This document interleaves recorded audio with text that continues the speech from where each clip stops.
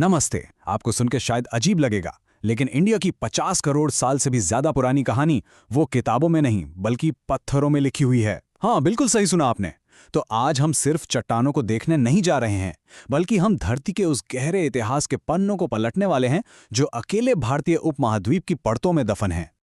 तो सबसे बड़ा सवाल यही है, पत्थरों में लिखे इस इतिहास को आखिर पढ़ा कैसे जाता है? कौन सी ऐसी जादुई आंखें हैं जियोलॉजिस्ट्स के पास, यानी भूवैज्ञानिकों के पास, कि वो इन खामोश चट्टानों से उनके सारे राज उगलवा लेते हैं? चलिए पता लगाते हैं। ओके, तो इस पूरे सफर का रोड मैप कुछ ऐसा है। सबसे पहले हम धरती की इस हिस्ट्री बुक को पढ़ने के कुछ बेसिक नियम सीखेंगे। उसके बाद हम सब बनेंगे जासूस और इन्हीं पत्थरों में छिपे सुराग ढूंढेंगे। और फिर इन्हीं स्किल्स का इस्तेमाल करके हम इंडिया के 500 मिलियन साल के फेनोरोजोइक सफर को देखेंगे। और हाँ, आखिर में हम ये भी जोड़ेंगे कि ये हजारों साल पुरानी कहानी हमारे आज के क्लाइमेट से कैसे कनेक्ट होती है। तो चलिए शुरू करते हैं अपने पहले सेक्शन से, धरती की इस हिस्ट्री बुक को पढ़ना। लेट्स सी, एक जियोलॉजिक डिटेक्टिव के टूलकिट में आखिर होता क्या क्या है? इस जासूसी का जो सबसे इंपॉर्टेंट टूल है ना, वो है स्ट्रैटिग्राफी। अब ये क्या है? सिंपल भाषा में ये रॉक लेयर्स यानी स्ट्रैटा की पढ़ाई है। बिल्कुल ऐसे सोचिए जैसे धरती एक बहुत मोटी किताब है और हर चट्टान की परत उसका एक पन्ना। स्ट्रैटिग्राफी हमें बस यही सिखाती है कि इन पन्नों को आगे पीछे नहीं बल्कि बिल्कुल सही सीक्वेंस में कैसे पढ़ना है। देखिए, हर कहानी अपने बिल्डिंग ब्लॉक्स से शुरू होती है ना? हमारी कहानी के बिल्डिंग ब्लॉक्स हैं सेडिमेंट के कण। ये कुछ भी हो सकते हैं, किसी बाढ़ में बहते हुए बड़े बड़े पत्थरों से लेकर हवा में उड़ती हुई मिट्टी के बिल्कुल महीन कण तक। और पता है, इन कणों का साइज, बस उनका साइज ही हमारा पहला और सबसे बड़ा क्लू है। अच्छा, तो ये ढीले ढाले कण एक ठोस चट्टान बनते कैसे हैं? ये प्रोसेस 3 स्टेप्स में होता है।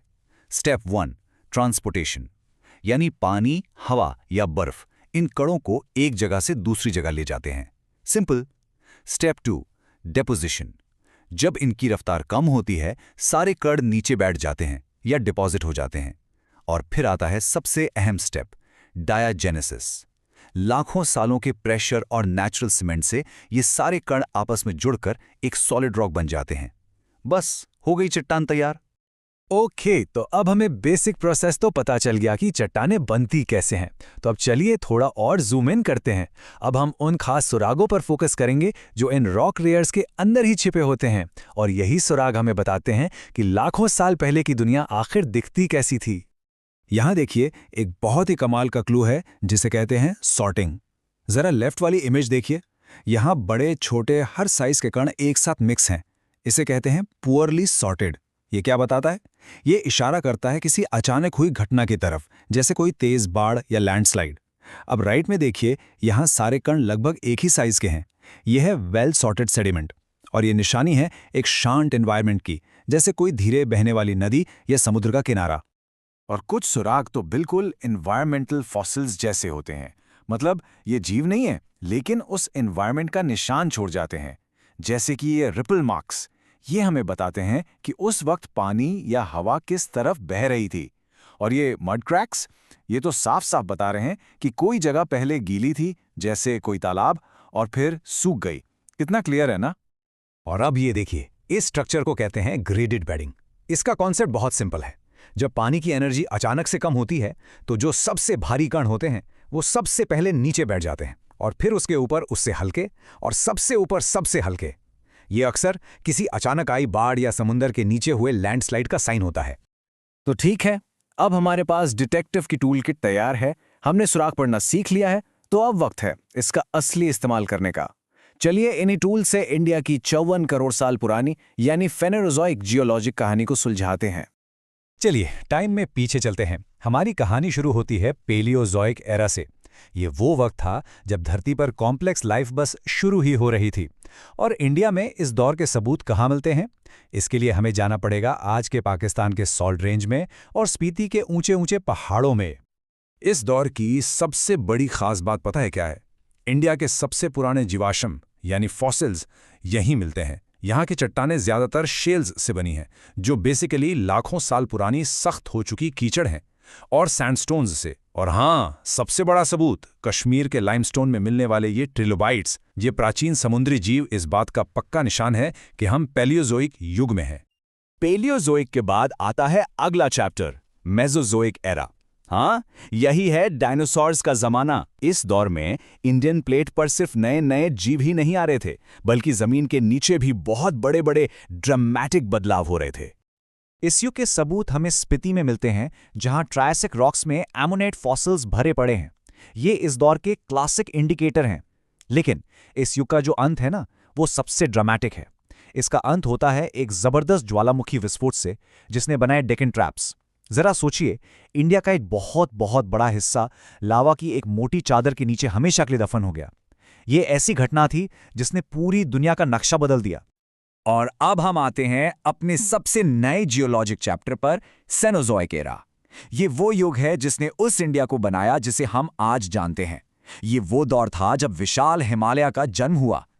यही वो दौर था जब इंडिया के बड़े बड़े पेट्रोलियम और कोयले के भंडार बने। हुआ ये कि जब इंडियन प्लेट जोर से एशियन प्लेट से टकराई तो हिमालय ऊपर उठने लगे। उन उठते हुए पहाड़ों से लाखों साल तक मलबा बहता रहा, जिसने शिवालिक मोलासे नाम की सेडिमेंट की कई किलोमीटर मोटी परतें जमा कर दी। और इन्हीं नए नए पहाड़ों से जो नदियां निकली, उन्होंने बनाया हमारा उपजाऊ इंडो गैंजेटिक मैदान, बिल्कुल जो आज भारत का दिल है। ओके, तो हमने इंडिया का जियोलॉजिक सफर तो देख लिया। अब अपनी इस जांच के आखिरी पड़ाव पर चलते हैं। चलिए अब ये देखते हैं कि पत्थरों की ये लाखों साल पुरानी कहानी हमारे आज के सबसे बड़े मुद्दे यानी क्लाइमेट चेंज से आखिर जुड़ती कैसे है। ये बहुत इंटरेस्टिंग है। देखिए, जिन प्रिंसिपल्स से हम रॉक लेयर्स को पढ़कर पुरानी दुनिया को समझते हैं ना, उन्हीं प्रिंसिपल से हम पिछले कुछ 100 सालों के क्लाइमेट को भी समझ सकते हैं। जैसे हर रॉक लेयर एक कहानी बताती है, वैसे ही ये डेटा, जैसे इस ग्राफ में आप टेम्परेचर रिकॉर्ड देख रहे हैं, ये भी एक कहानी ही बता रहा है। एक बात तो साफ है कि धरती का क्लाइमेट हमेशा से बदलता आया है। रॉक रिकॉर्ड इस बात का गवाह है। यहां तक कि ह्यूमन हिस्ट्री में भी एक क्लाइमेटिक ऑप्टिमम जैसा गर्म दौर था जब सभ्यताएं फली फूली, और फिर लिटिल आइस एज जैसा ठंडा दौर भी आया जब यूरोप में नदियां जम जाती थीं। तो सवाल है, हम इतना पुराना टेम्परेचर जानते कैसे हैं? इसका एक बड़ा जरिया है फॉसिल्स। सोच के देखिए, जीवों के अवशेष एक तरह से धरती के नेचुरल थर्मामीटर हैं। कौन सा जीव किस तापमान में रहता था, इससे हमें उस दौर के क्लाइमेट का अंदाजा लग जाता है। अब जरा 20th सेंचुरी के इस डेटा पर नजर डालिए। 1980 से पहले ज्यादातर सालों में टेम्परेचर एवरेज से नीचे था, यानी ठंडा। लेकिन 1980 के बाद देखिए, ट्रेंड एकदम बदल गया। टेम्परेचर लगातार एवरेज से ऊपर ही जा रहा है। ये एक बहुत साफ, बहुत क्लियर शिफ्ट है। तो इस सब का मतलब क्या है? द क्रूशल पॉइंट इज कि रॉक रिकॉर्ड यानी पत्थरों में दर्ज लाखों साल का इतिहास हमें आज हो रहे क्लाइमेट चेंज को एक कॉन्टेक्स्ट देता है, एक संदर्भ। वो हमें बताता है कि हाँ, बदलाव तो हमेशा से होते आए हैं, लेकिन जिस स्पीड से और जिस स्केल पर बदलाव आज हो रहा है वो पहले से कितना अलग है। और ये पूरी डिस्कशन हमें एक बहुत ज़रूरी सवाल पर लाकर छोड़ देती है।